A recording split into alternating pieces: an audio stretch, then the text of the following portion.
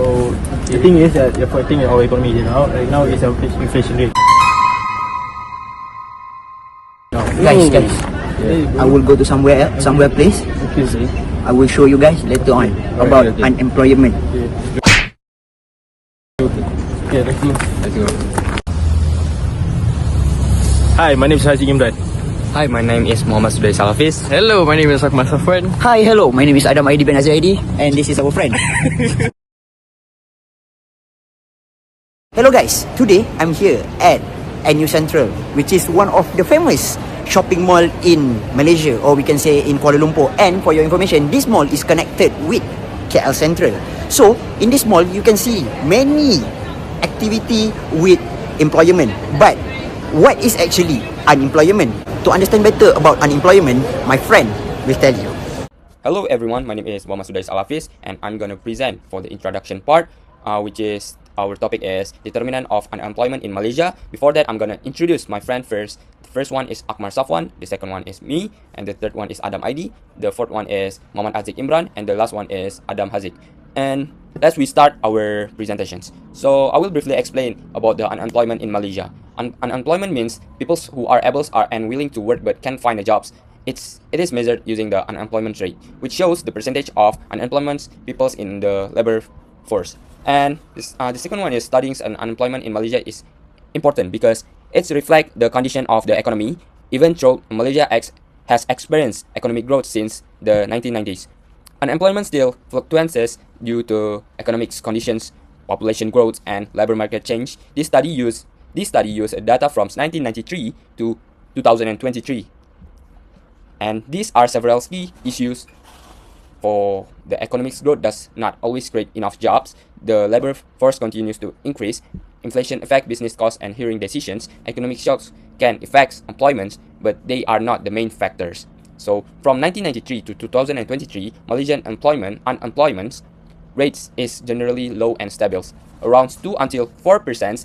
It's increased during economic slowdowns and decreased during period of strong growth.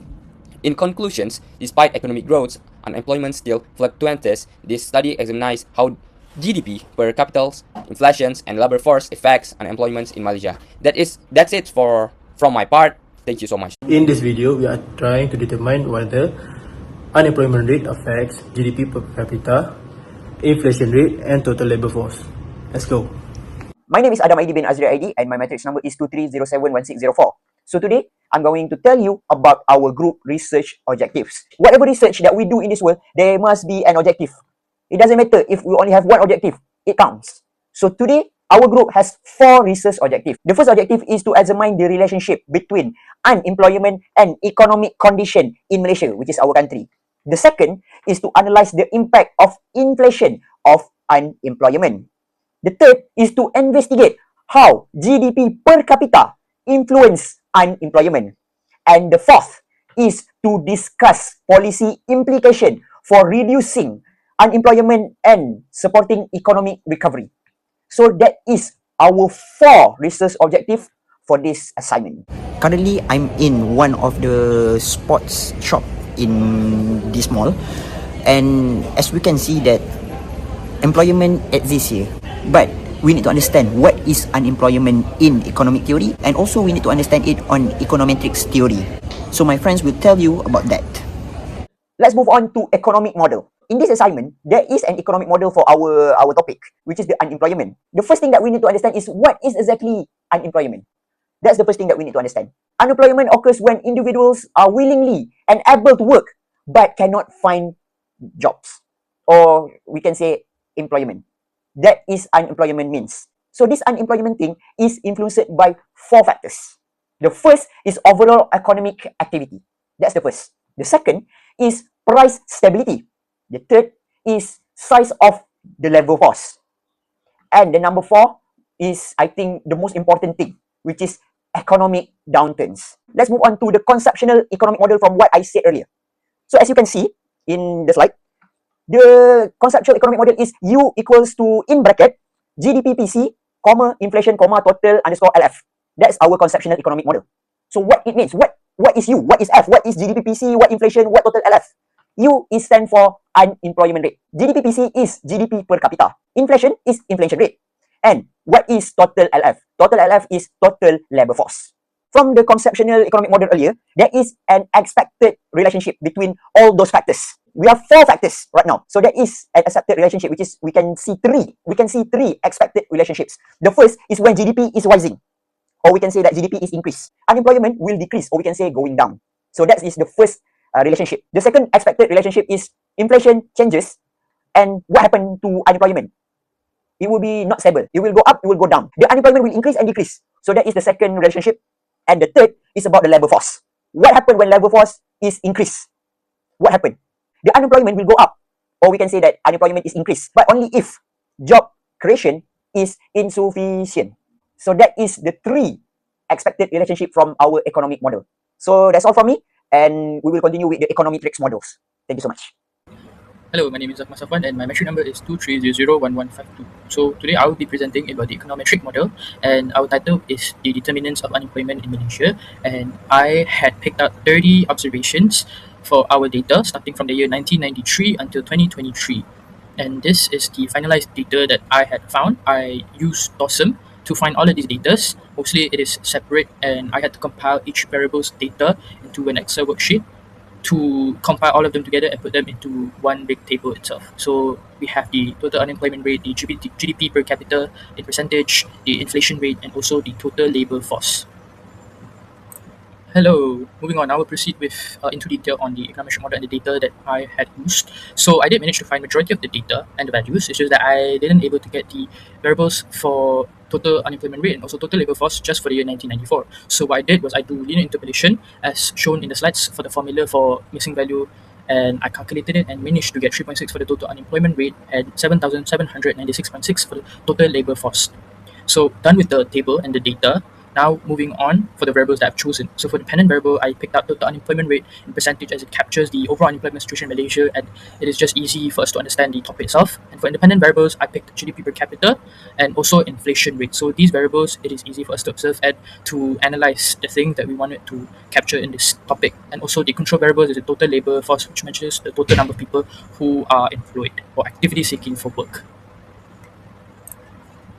Okay, next, moving on to the regression model that we use to predict. So this model is purposed to understand how macroeconomics variables such as GDP per capita, inflation rate, influence unemployment. So my proposed regression model was as shown in the slides itself. So the beta 0 is proposed as the intercept, and beta 1 until beta 3, as shown in the regression model itself, is the each variables that are presented, and also we have the error term. So this is my proposed regression model. Now for the expected signs itself, I will say that for beta 1, it is expected to have a negative because as higher GDP per capita, it does reduce unemployment, and for beta 2, it is ambiguous because it depends.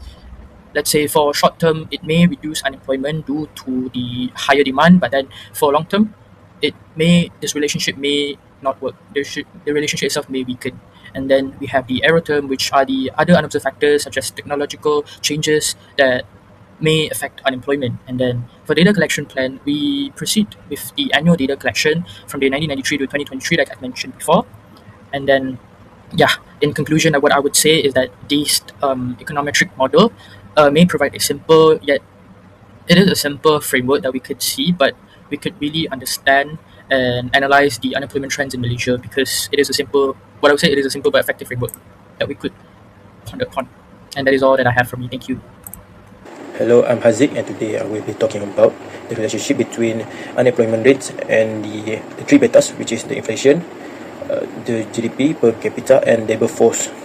With the 30 observations, based on GDP per capita, it shows a negligible relationship with unemployment, with insignificance suggests that rising wealth per person in the sample did not automatically result in lower jobless rates, which in regards, it means it is caused by other factors. While inflation rate, it exhibits a slight negative trend, meaning that as inflation rises, unemployment rate falls, but the relationship is too weak to be considered as a reliable economic rule for this period.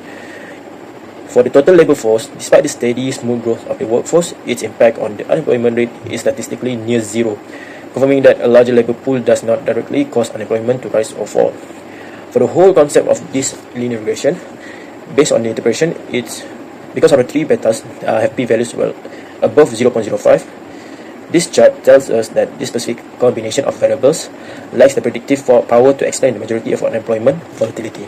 To scatter plot relativity, this is the chart, the relationship between unemployment rates and the GDP per capita.